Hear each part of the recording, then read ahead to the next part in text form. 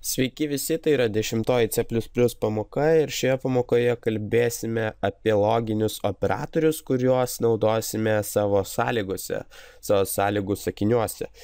Tai kaip tai veikia ir kas tai yra, labiau suprasti, kai mes pasidarysime pavyzdį ir išanalizuosime jį. Bet kol kas, tarkim, įsivaizduokite, kad norite susikurti programėlę, kuri pagal, tarkim, žmogaus, vartotojo amžių ir pinigų kiekį nustatys, ar tas žmogus gali ten nusipirkti, tarkim, alaus, ok? Tarkim. Taigi galime pradėti. Mums reikės dviejų sąlygų. Reikės patikrinti, ar žmogui yra 18 ir ar žmogus ten turi, tarkim, 10, gerai, ne alus, o, nesvarbu, jūs mane supratot. Reikia susikurti kintamai, tarkim, dabar patys klaviatūroje jo neįsivedinėsim, nes tai yra neaktualu. Tai, tarkim, amžius yra 25 ir pinigai yra, tarkim, 10 litų, ok? Ir dabar mes norime patikrinti. Ir, tarkim, tas alus, arba kad ir ką mes ten pirktume, tarkim, įsivaizduokite, kad ten viskio butelis, ok? Ir tas viskio butelis, tarkim, kainuoja 1 litų. Tai šis žmogus realiai negalės nusipirkti, nes jis turi tik 10 litų. Tai dabar mes turime tai ir patikrinti, ar tas žmogelis, kurio amžius ir pinigai kintamieji ir yra, gali nusipirkti ar negali. Tai if. Ir pagrindę tikrinsime, nedarysime to else sąlygų, kad tu negali, tiesiog jei gali, tuomet atvaizduosime. Tai iš pradžių tikriname, ar žmogui yra 18, tai if amžius yra daugiau arba lygu 18, tuomet tas žmogus gali. Ir mes dar negalime parašyti, kad tas žmogus gali nusipirkti, nes mes nežinome, ar jis turi pakankamai pinigų tam. Tai mes turime patikrinti vėlgi if. Jei žmogaus pinigai yra daugiau arba lygų 60, nes butelis kainuoja 60 litų, tada jeigu jis turi daugiau pinigų arba tiek lygiai pinigų, kiek kainuoja butelis, kas yra 60 litų, tada jis gali nusipirkti butelį. Sakykime, tu gali nusipirkti viskio butelį. Ok, ir dabar jei pasileisime programą, štai mums nieko nerodo, tai reiškia, kad mes negalime nusipirkti viskio butelio. Kodėl? Nes pas mus yra tik 10 pinigų. Mes turime turėti bent 60 pinigų, kad galėtume nusipirkti viskio butelį. Su amžium pas mus viskas tvarkoj, nes pas mus yra 25, o minimumas yra 18, bet neturime pinigų. Jei pasirašytume 80 pinigų, tuomet štai, tu gali nusipirkti viskio butelį, nes mes turime ir 18 metų ir pinigų daugiau nei reikia. Bet kokia viso to esmė? Viso to esmė yra ta, kad taip rašyti sąlygas nėra labai racionalu ir tam ir yra sukurti tie loginiai operatoriai. Nes žiūrėkit, mes čia rašome if, vėl if ir vėl kažkas ir taip toliau. Tai yra tiesiog, jeigu mes norėsime labai daug ko patikrinti arba daugiau šiek tiek sąlygų bus, labai painiai visas šis kodas atrodys, dar priklausomai nuo to, kaip jūs jį ten surušiuosite su tais tabuliatoriais ir taip toliau. Nes kiti parašytų apskritai kaip nors ten taip. Ir tada gautųsi, kad net sunku išsiaiškinti, kuris tas skliaustelis ristinis yra kurio kodo bloko ir taip toliau. Iš tiesų tiesiog painiai atrodys, kai bus, čia tik dvi sąlygos, kai bus daugiau tų sąlygų, tai yra if sakinių, bus žymiai painiau. Ir tiesiog nėra labai racionalu viską perrašinėti ir perrašinėti tiek kartų. Dėl to yra sukurti tie, sakykime, loginiai operatoriai. Ir aš tik tais, štai. Ir mes galime pasinaudoję loginiais operatoriais pasirašyti tas pačias dvi sąlygas viename if sakinyje, tai yra vienose šiuose skliausteliuose šio if sakinio. Tai mes turime patikrinti, ar mums yra daugiau arba lygu 18 metų. Tai mes jau patikriname ir taip pat turime patikrinti, ar mūsų pinigų yra daugiau už šiam. Tai tam, kad patikrinti, sakykime, tą dalyką tai yra ir amžius daugiau už arba lygu 18, ir pinigai yra daugiau arba lygu 60, mes turime naudoti AND operatorių.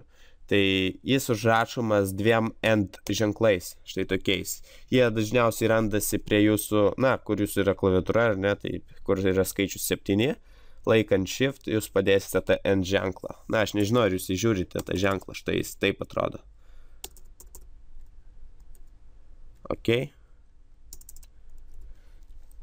Taigi, ar amžius yra daugiau arba lygu 18 ir ar pinigai yra daugiau arba lygu 60. Ir spėkite ką, pasileidus programą mums rodo, kad mes galime nusipirkti viskio butelį, jėga. Ir jeigu, tarkim, susimažintume pinigus į 20, mums vėlgi nerodo viso to.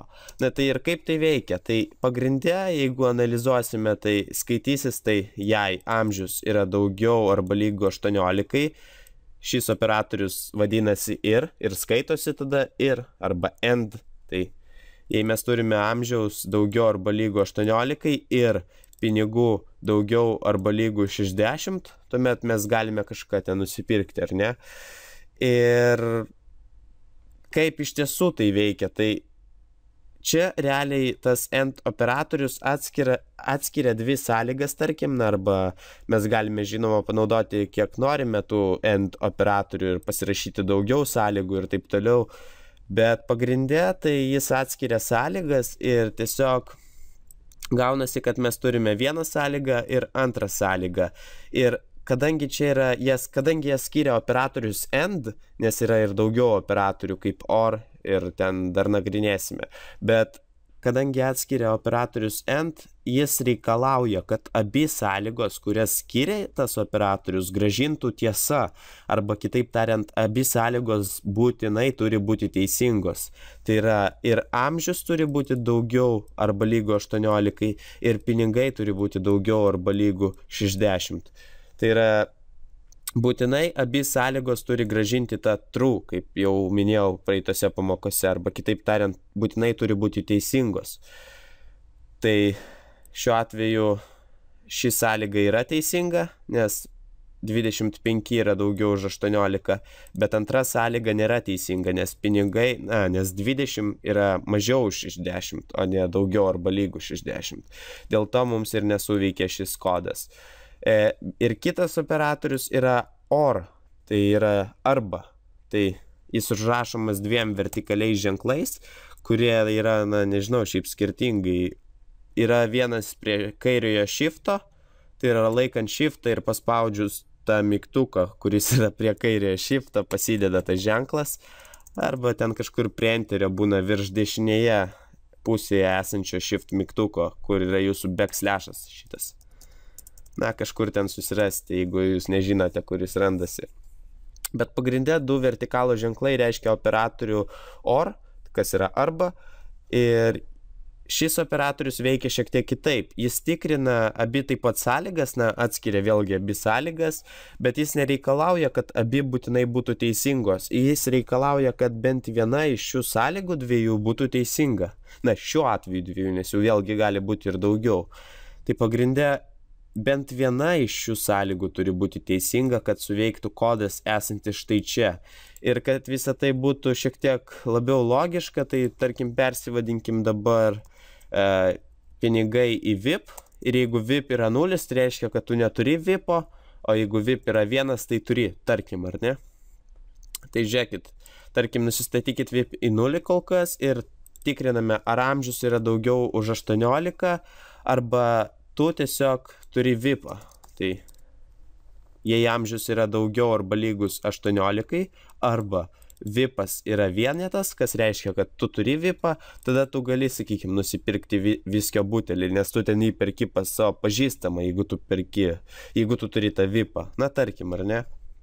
Tai pagrinde dabar žmogus atėjęs turi turėti arba 18 metų, arba VIP statusą, kad galėtų nusipirkti viskio butelį. Tai yra, jam gali būti ir 10 metų, bet jei jis turės VIP'ą, pasileidus programą, mums rodo, kad mes galime nusipirkti viskio butelį.